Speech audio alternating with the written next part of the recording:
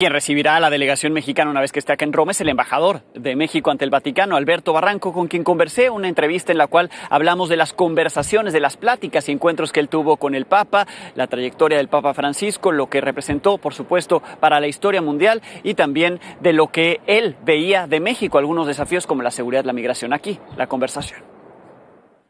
Me da muchísimo gusto poder estar acá en la sede de la Embajada de México, ante la Santa Sede, con el embajador Alberto Barranco. Embajador, muchísimas gracias. Al contrario, gracias a ustedes y qué bueno que vengan aquí a cubrir este evento tan importante. Conoció muy de cerca al Papa Francisco. ¿Qué han significado estos días tras la muerte? Han significado, valores encontrados, ¿no? De pronto uno le llega la tristeza por perderse no solamente a alguien cercano, sino básicamente un hombre universal, un hombre con esa trascendencia en cuanto a pensamiento, en cuanto a ejemplo, en cuanto a sencillez, humildad.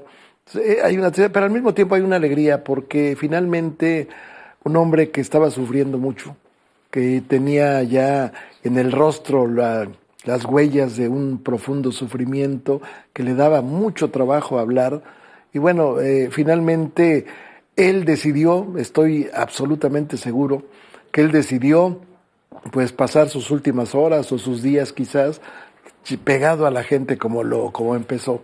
Qué simbólico, ¿no? El último día, lo que hizo el esfuerzo, ¿no? Y cómo pidió ese recorrido final. Esfuerzo tremendo. Le pidió al enfermero que si él quería dar una vuelta, que si podía hacerlo, dijo que sí. Empezó a dar la vuelta y logró abrazar niños todavía en esa situación tan difícil en que estaba. Logró impartir bendiciones, aunque no podía levantar el brazo totalmente. Y esto tiene una relación con la encíclica que lo ha caracterizado, ¿no? De esta unión de todos, que también estuvo dentro de las frases o dentro del mensaje que se dio en el domingo, ¿no? Que leyeron ahí junto a él, de esta unidad de reconocer al otro, del reconocer al que cree distinto o al que piensa distinto. La vida de un papa que buscaba el diálogo, que siempre buscaba acercar uno al otro. Él siempre, su intención era mantener un espíritu de neutralidad frente a los conflictos, para poder ser intermediario, para poder tener la autoridad moral, para acercar a las partes.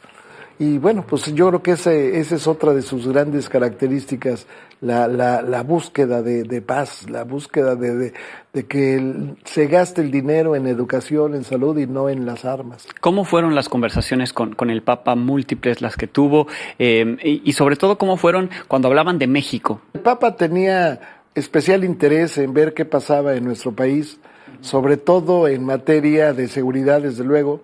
Estaba preocupado por las cosas que estaban pasando, tenía conocimiento de lo que se hacía y al mismo tiempo la migración le preocupaba mucho. Pero yo le decía que la Iglesia podía jugar un papel muy importante en eso.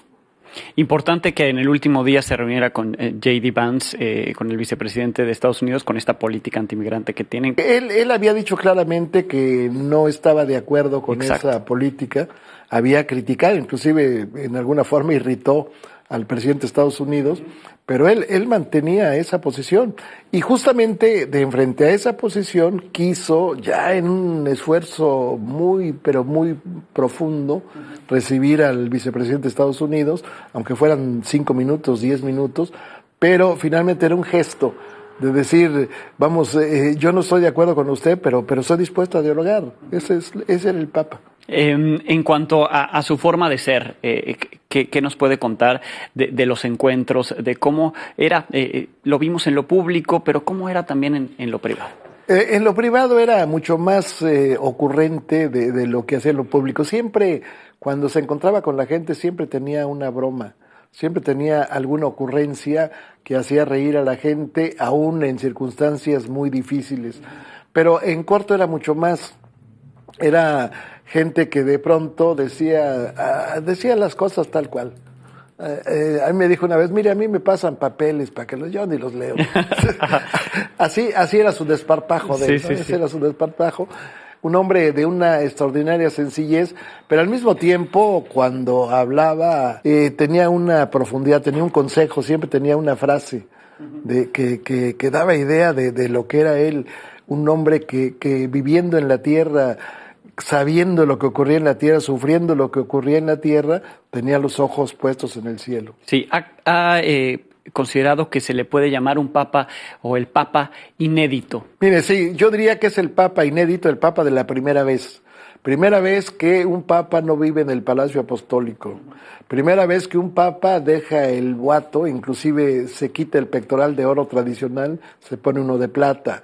Primera vez que un papa llega a meterse a las entrañas financieras del Vaticano. Primera vez de un papa que de pronto decide hacer un castigo ejemplar y procesa a un cardenal. Un papa también inédito en la historia de 2000 años que empodera a una mujer como secretaria de Estado, dentro de lo que aquí se llama dicasterio, pero es una secretaria de Estado, que empodera a una mujer como alcaldesa de todo lo que significa la ciudad del Vaticano. Pero no solo eso, primera vez que un papa cambia las reglas para hacerlas más sencillas en cuanto a su funeral.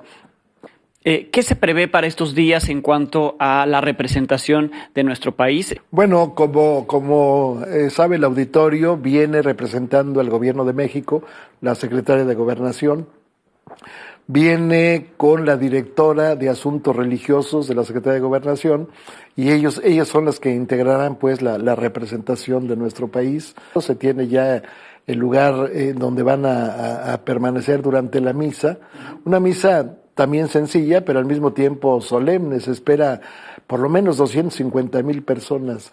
250,000 personas. Y ahí la representación del Gobierno de México. Ahí está la representación del Gobierno de México junto con todas las representaciones que vienen de los distintos países. Bien, embajador, pues yo le agradezco mucho que nos haya recibido, que nos haya platicado no solamente del papel de la embajada, sino también de su relación y de lo que conoció de este hombre que dejó de existir esta semana, pero que deja un legado muy importante para la historia mundial, más allá de la religión católica. La frase sería: el Papa vive, la historia sigue. Gracias. Gracias a usted. Gracias, es el embajador Alberto Barranco en la sede de la Embajada de México ante el Vaticano.